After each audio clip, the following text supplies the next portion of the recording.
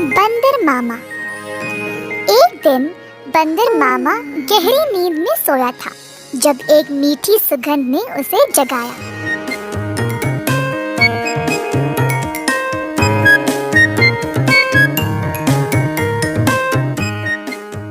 अपनी टोपी और जूते पहनकर बाहर निकल पड़ा खुशबू सूंघते सूंघते। बंदर मामा ने देखा कि ये सुगंध एक मिठाई की दुकान से आ रही थी। अंदर गया तो उसने कई प्रकार की मिठाइयों को देखा। एक लड्डू को देखकर बंदर के मुंह में पानी आ गया। जैसे ही बंदर लड्डू को उठाने गया, दुकान की मालकिन भालू ने बंदर का हाथ पकड़ के रोक दिया। बंदर भालू की ओर देखकर डर गया, तुरंत पीछे मुड़कर रोते रोते घर वापस भाग गया। टोपी और जूते को निकाल फेंक के निराश बैठा रहा कि मिठाई खाने को नहीं मिली। भालू काफी आलसी थी। जब उसने देखा कि बंदर उसकी मिठाइयों की सुगंध को सूंघ कर आया, उसके दिमाग में एक विचार आया। भालू अपनी दुकान में मिठाई संवारने के लिए बहुत आलसी थी, तो उसने सोचा कि वह सारे जानवरों को मिठाई की सुगंध से आकर्षित करके उन सब से सारा काम करवाएगी। अगले दिन भालू जानबूझ के मिठाई हाथ में लिए सड़क पर चलने लगी। मिठाइयों की सुगंध से सब जानवरों को आकर्षित करे, यही थी उसकी योजना।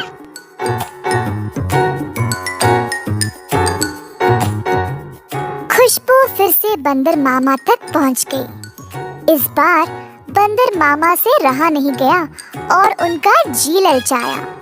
वह किसी भी हालत में मिठाई खाना चाहता था।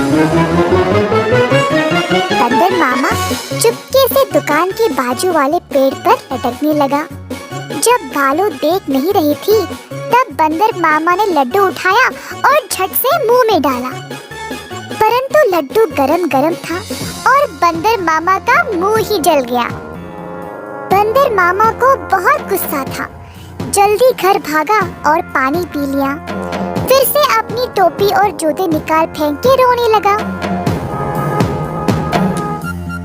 एक छोटा चूहा खिड़की से अंदर आकर बंदर मामा से पूछा कि हुआ क्या। बंदर ने सारी घटना चूहे को सुनाई। चूहे ने बोला कि उसके साथ भी ऐसा ही कुछ हुआ था। हमारे साथ भी कुछ ऐसा ही हुआ था। हमें भी वो मिठाई चखनी है। मेरे पास एक योजना है, लेकिन कुछ दोस्तों की मदद की आवश्यकता होगी। चूहा जल्दी से गया और कुछ दोस्तों को लेकर बंदर मामा के घर वापस आया। चूहे की योजना के अनुसार सारे जानवर दुकान के खुलने से पहले ही वहां पहुंच गए।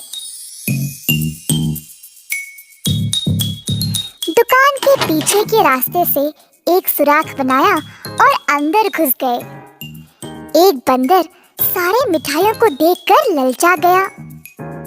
जोश में आकर कूदने लगा और नाचते नाचते केक के मिश्रण में गिर पड़ा।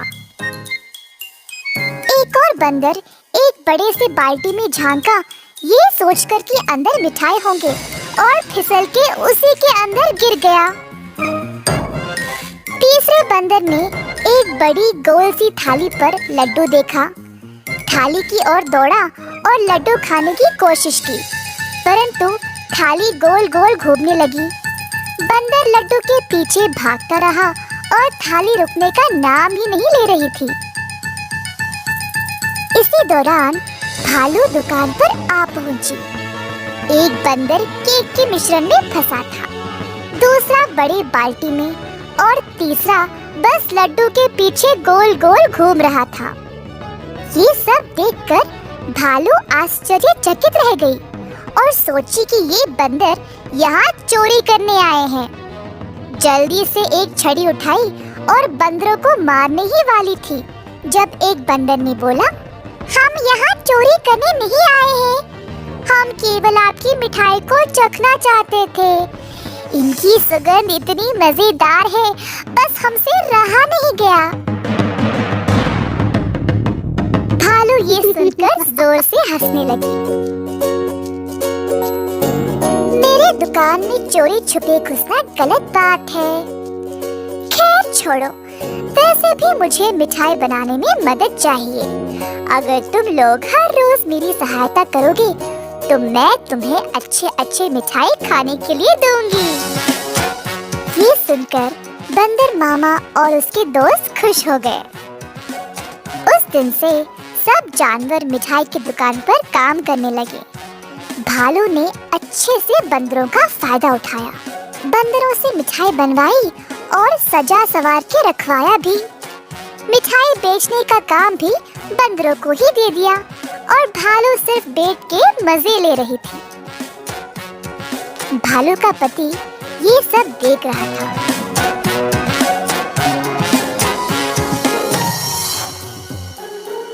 तुम तो रोज इतना काम करती हो, परंतु आज आराम से बैठकर मिठाई खा रही हो। दुकान भी बंदरों से भरा पड़ा है। ये क्या हो रहा है यहाँ पे? बंदरों ने मेरा काम आसान कर दिया है। वे खुशी खुशी सारा काम कर रहे हैं और बदले में मुझे ज्यादा कुछ देने की आवश्यकता भी नहीं। बस दिन में एक एक मिठाई देके काम चला रही हूँ। बंदर मामा कोने में इन दोनों की बातें सुन रहा था और ये सब जानकर उसे बुरा लगा। बंदर को एहसास हुआ कि भालू उसका और उसके दोस्तों का इस्तेमाल कर रही थी। बंदर मामा आगे आया और बोला, भालू जी, हमें आपकी मिठाई बहुत ही ज्यादा पसंद है, परंतु आप हमारी इस कमजोरी का फायदा नहीं उठा सकती। ऐसे स्वार्थी बनके किसी को इस्तेमाल करना गलत बात है। आपको दिखता नहीं हम सब यहाँ कितना मेहनत कर रहे हैं। अंत में भालू को अपनी गलती का एहसास हुआ और सुधार लाना चाहा। उस दिन से भालू और उसका पति दोनों दुकान पर जाकर बंदरों का हाथ बटाने लगे और सही पगार भी देने लगे। बंदर मामा खुश था कि भालू ने उसकी बात मानी और अपने व्यवहार को बदल डाला। जादुई घड़ा। एक गांव में चंद्रा नामक एक आदमी रहता था।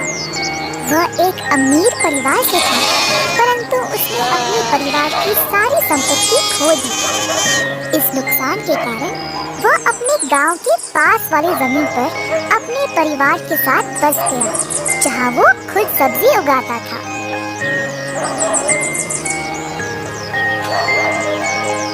उसकी पत्नी मिट्टी के पुतले बनाती थी। कुछ साल बाद चंद्रा की सेहत भी कमजोर होने लगी। एक दिन उसने अपने दो आलसी जुड़वा बेटों को बुलाकर कहा,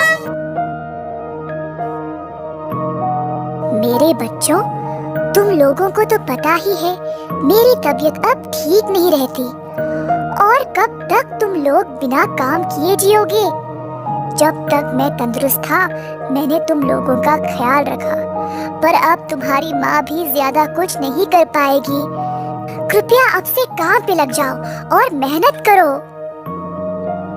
चंद्रा ने भरे मन से अपने बेटों को ये बात समझाने की कोशिश की, परंतु लड़कों ने उनकी बात टाल दी। बस एक दूसरे को देखकर हंसने लगे और चले गए। चंद्रा परेशान था कि उसके बेटे उसकी बातों को कोई भाव नहीं दे रहे।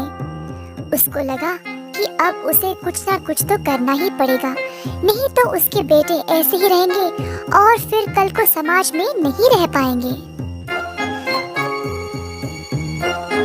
मेरे बच्चों, कई साल पहले हमारे पूर्वज राजमहल में रहा करते थे। उस महल के पीछे एक कमरा है जिसकी चाबी सिर्फ मेरे पास है।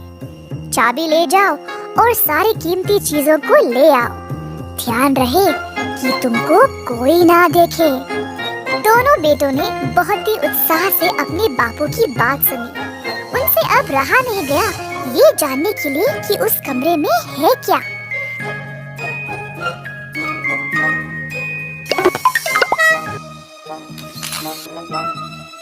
जब वे वहां पहुंचे तो उनको केवल एक मिट्टी का घड़ा मिला। अरे, जब बापू ने बोला कि यहाँ कुछ खजाना है, मुझे लगा कुछ हीरे मोती होंगे, परंतु इधर तो केवल ये मिट्टी का घड़ा है। हाँ, सही बात। अब क्या करें? वैसे भी हम इतनी दूर आए हैं, चलो इसी को ले जाते हैं।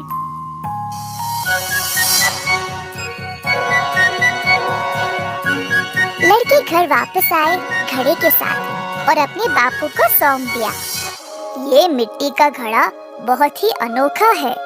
मुझे इसका जादू नहीं पता, परंतु ये घड़ा तुम लोगों का जीवन ही बदल डालेगा, इतना तो पक्का पता है मुझे। लड़कों ने बापू की बात ध्यान से सुनी और अंदाजा लगाने लगे कि इस घड़े का इस्तेमाल कैसे करें। बहुत कोशिश की, परंतु इस घड़े का जादू समझ नहीं पाए। कुछ दिनों बाद छोटे बेटे ने एक फूल उखाड़ा, सूंघा और फिर नीचे फेंक दिया। फूल उस घड़े में गिर पड़ा। पास में बड़ा बेटा पौधों को पानी दे रहा था, तो अचानक से उसने देखा कि वो घड़ा फूलों से भरा हुआ था। क्या? पानी डालने पर इतने सारे फूल खिल उठे? चलो हम इनको बेच के खूब पैसे कमाएंगे। दोनों बेटे बाजार गए और सारे फूल बेच दिए। अपनी कमाई लेकर घर वापस आ गए। जब उनको घड़े की विशेषता का एहसास हुआ तो वे बहुत खुश थे। दिन पे दिन वे घड़े का जादू का इस्तेमाल करने लगे। बहुत सारे सब्जी और फूल बेच के पैसे कमाने लगे।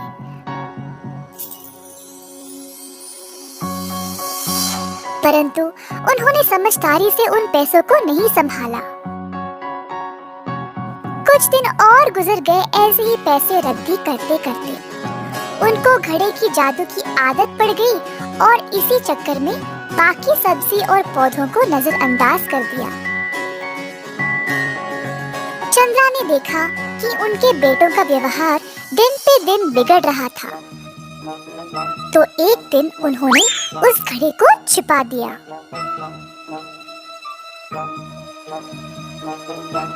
रोज की तरह दोनों बेटे घड़े को लेने आए, परंतु उनको वो मिला ही नहीं।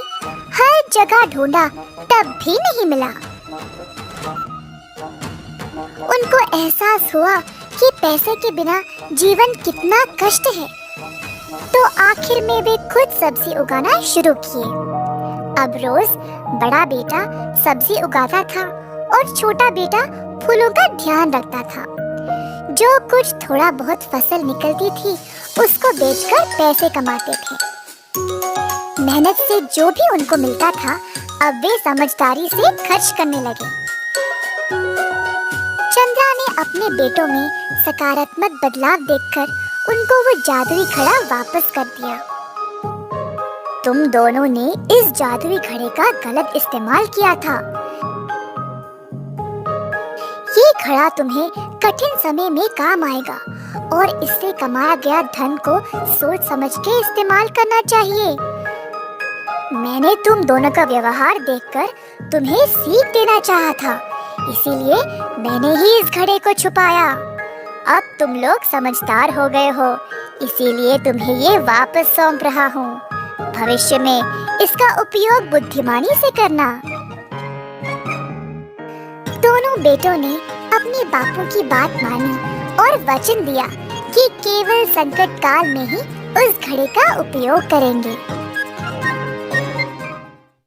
नमस्कार बच्चों, आज हम फिर हाजिर हैं एक और कहानी के साथ। तो शुरू करते हैं।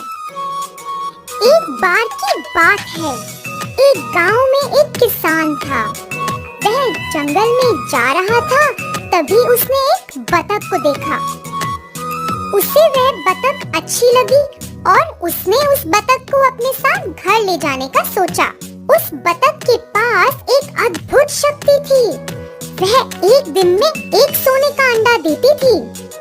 किसान और उसकी पत्नी को अभी यह बात पता नहीं थी। किसान ने रात के लिए उस बतख के खाने और बिस्तर का इंतजाम किया और सोने चला गया। अगली सुबह अपने खेत में जाने से पहले किसान ने बतख को देखने का सोचा। उसे देखते ही किसान हैरान रह गया। बतख ने एक सोने का अंडा दे रखा था। उसने झट से अपनी पत्नी को बुलाया। अजी सुनती हो? वह दोनों दंग रह गए। दोनों ने सोचा कि वह इस अंडे को बेच के पैसों का इंतजाम करेंगे। और फिर कुछ दिन ऐसे ही चला। हर दिन किसान सोने के अंडे को बेच आता। वह अमीर हो गए, पर ऐसा करते हुए वह किसान लालची हो गया। उसने सोचा, यह बतख हर दिन एक ही सोने का अंडा देती है, ऐसे तो बहुत पैसे कमाने में बहुत समय लग जाएगा। इस बतख के पेट में बहुत सोने के अंडे होंगे। अगर मैं एक ही बार इस बतख के पेट से सारे अंडे निकाल लूं, मैं सारे अंडे बेच के जल्दी इस गांव में सबसे अमीर हो जाऊंगा। वह किसान और उसकी पत्नी ने बतख को कसकर पकड़ लिया और अंडे निकालने की कोशिश की, पर उनको कुछ न मिला। बेचारी बतख दम घुटने के कारण सांस न ले पाई और उसने अपना दम तोड़ दिया। उस किसान की लालच ने उस बतख की जान ले ली। तो क्या समझे बच्चों? लालच बुरी बला है। धन्यवाद बच्चों, आपका दिन शुभ हो। अगली बार एक और कहानी के साथ मिलेंगे। हमारे चैनल को सब्सक्राइब करना मत भूलना।